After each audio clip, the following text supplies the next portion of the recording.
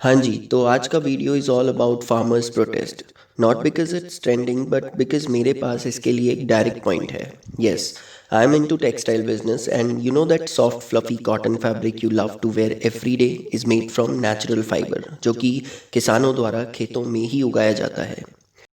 वैसे तो end user को इससे कभी कोई फ़र्क ही नहीं पड़ता कि एक मैन्युफैक्चरर ने प्रोडक्ट को बनाने और उसे मार्केट तक पहुंचाने के लिए क्या कुछ किया है। शायद यही वजह है कि ज़्यादातर लोगों को किसानों के दर्द का अंदाज़ा भी नहीं है। पर अगर आज हम उनके सपोर्ट में आगे नहीं आए तो वो दिन दूर नहीं जब देश में ज़मीन तो होगी पर खेती करने के लिए किसान नहीं। और टेक्नोलॉजी कितनी भी एडवांस क्यों ना हो जाए मेरे दोस्त, पर 3D प्रिंटेड सब्जियां तो नहीं खा सकते ना।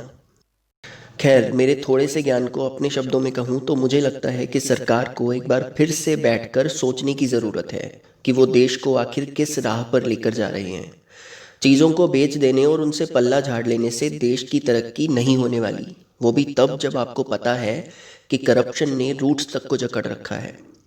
सच कहूँ तो वो 3 नए लॉज के बारे में जब मैंने पहली बार पढ़ा तो आई फील गुड, बिकॉज वो किसानों के फ़ायदे की बात लगती है। पर इमेजिनेशन जितनी अच्छी है, रियलिटी उतनी ही क्रूर हो जाएगी। Information source is a farmer friend and an article on TOI। मैं उन लॉस की बात ना करते हुए कम शब्दों में मेरी समझ से बस एक सोल्यूशन साझा करना चाहूँगा कि क्या ऐसा नहीं हो सकता कि जिस तरह MRP मतलब मैक्सिमम रिटेल प्राइस से ज़्यादा प्राइस पर कोई प्रोडक्ट बेचे जाने पर कड़े नियम और कानून लागू होते हैं, मतलब इतने कड़े कि अगर कोई MRP से ज़्यादा प्राइस पर आपको कुछ बेचने की कोशिश करता है तो आपको पता है कि आप एक कॉल से उस इंसान को जेल पहुंचा सकते हो और प्लस उसका लाइसेंस कैंसिल होगा वो अलग।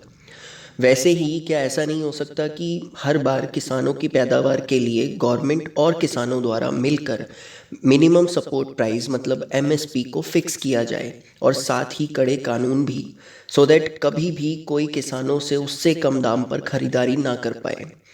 फिर उसके बाद किसान MSP या उससे ऊपर जिस रेट में और जहां चाहे अपनी फसल बेचे।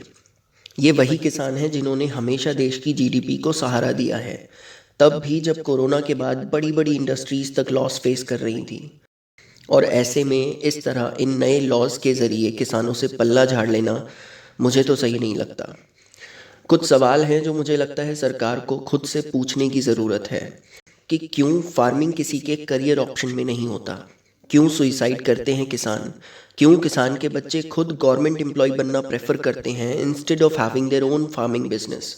अगर इतने ही अच्छे हैं ये नए लॉज तो क्यों लाखों किसान सड़कों पर उतरकर प्रोटेस्ट कर रहे हैं। अगर गवर्नमेंट खुद से ये सवाल करे तो आई एम श्योर उन्हें इनके जवाब ज़रूर मिल जाएंगे।